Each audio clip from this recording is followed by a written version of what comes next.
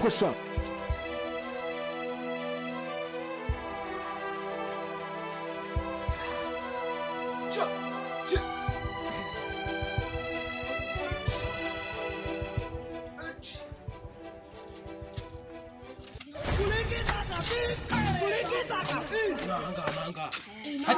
Hakuna mtasi nangu dukora ibintu wihutare.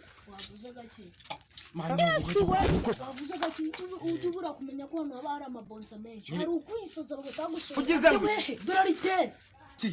Si Bibruston om gym. Nigute muza mwisaza mwe. Man, ngewe nababwiye ati muvuge gake. Wako ni mukomeza kuvuga cyane. Amabonza baranga harabatera utajugunya Ijambo ya. Urugero se waduhaye. Reba nka kera gibonza kihagaze hariya wakinga. Kirajyana kwica urebye na. Cyakuryaho na black shumi yanjye. Abona Ugeze ngo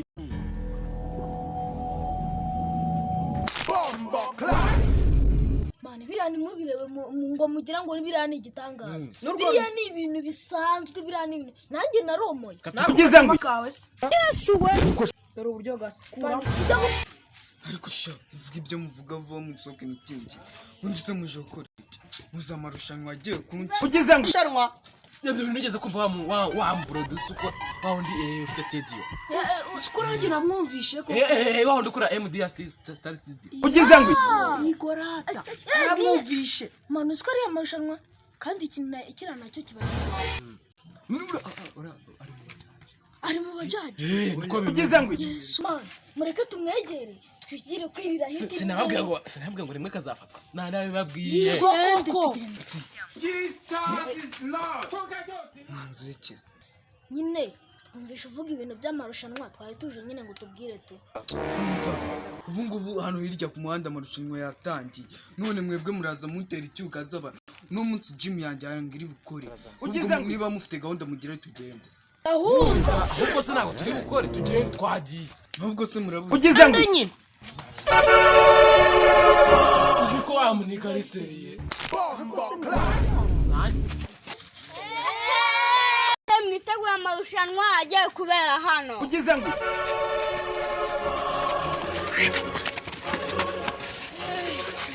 Bose mugiye kubira kubisura reba n'abafana bawe tereye fresh.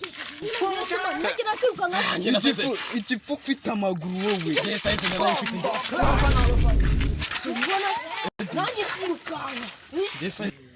Umukino ugiye kuba mu kanya gatoya. Nimucogore nimunanirwe abajaji baracyabikora hagati mu myanya iraho hafi. Bafana ntago nanjye nabatereranye nari kuvugana n'abajaji bose bari hano. Nase muyabona. Ibintu se bimeze gute? Uyu muntu n'ukwirukanka se. Turacyashaka abantu bashaka kwiruka namwe nimba mubishaka muri. Ugeze ngo Mwandikira ngahe se ngo ngiye imite mbinoza vuwe. Amafaranga yegasi ikibazo. Amafaranga wanadwanyuma. Dore akuru daragiye no kuzageza hali hakurya rara. Umunyamakuru se we. Ariko nanjye ndi.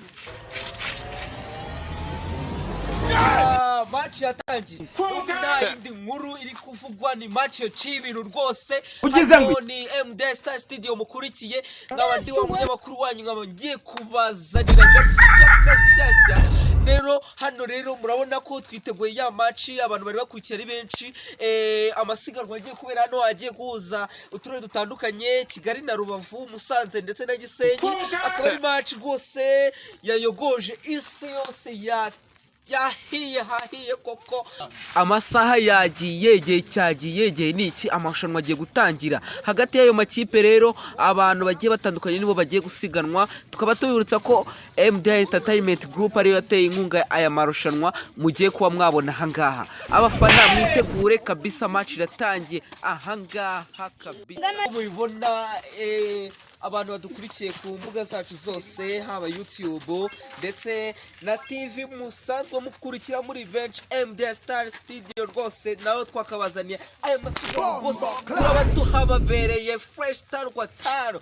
Match kabiye gutangira rero dore harabura iminota mike cyane rwose abafana ni benshi urabona ko babihiriye reka mu kanya gato match rwose naye nk'umusobanutsi ndabamabereye rwose ukuntu match irabigenda abajaji nabo bari kubikurikirana neza urabona ko abasore bacu rwose baturutse mu turere dutandukanye urabona ko babyitondeye abafana ni benshi umukoci ari umusifuzi wamwise Safi 5-5 arababereye urabona ko yiteguye gusifura match neza ibintu bidasigana murabonamo Shema Brewston mukabonamo Soko mukabonamo umuhungu wanyu bita Ivy mukabonamo uwundi witwa urabona ko harimo abandi kabonamo Ivy kabonamo Eddie kabonamo Blaze abo n'abasore bagiye kuba basiganwa hano muri match babaze bageze kuri 3 reka turebe abasore biteguye kugenda abafana nabo bari kuvuga ngo reka turebe umusifuzi ndabiruka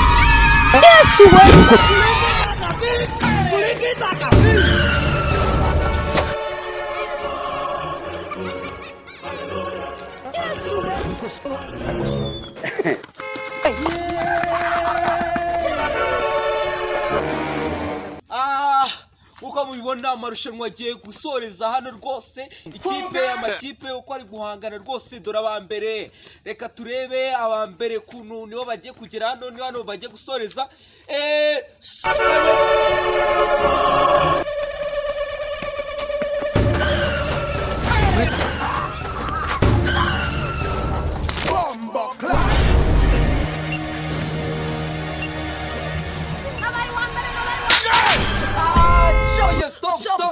Stop.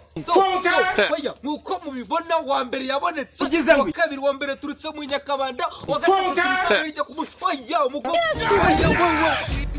oya mwikwibana rwose ibintu byakemutse byagaragaye wa kabiri nubwo yanyibye turagorage banyibye mu mwobo wanyibye muri mwese ubwo nduwakangahe ngiye wa mbere n'ubundi ndacyari uwa mbere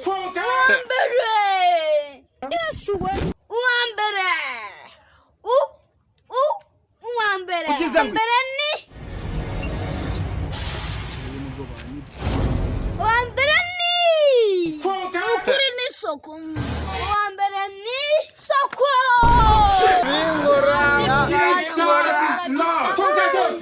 aranditse ngo abambere bazaba abanyuma abanyuma tuzaba abambere bivuga ko nzaba wa kabiri ubusange wembaye uwanjye reka twoherezemo umushoramari watumye dukina aya masiganwa reka tumuhe ikaze yinjiremo ubwo rwose niwe ugiye kubihemba amafaranga rero hano amafaranga bashese wa mbere ni 500 wa kabiri 400 wa gatatu 300 bikabiranye wa mbere niba namwe izo desa murazibonye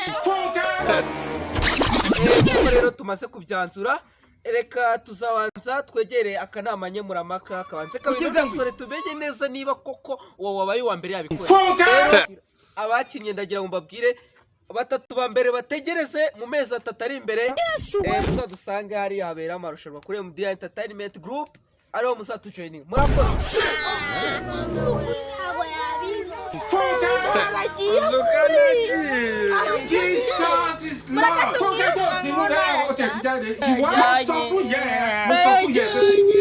cyane cyane Keza ku kwezi koko Nirutse ngo tunakufarira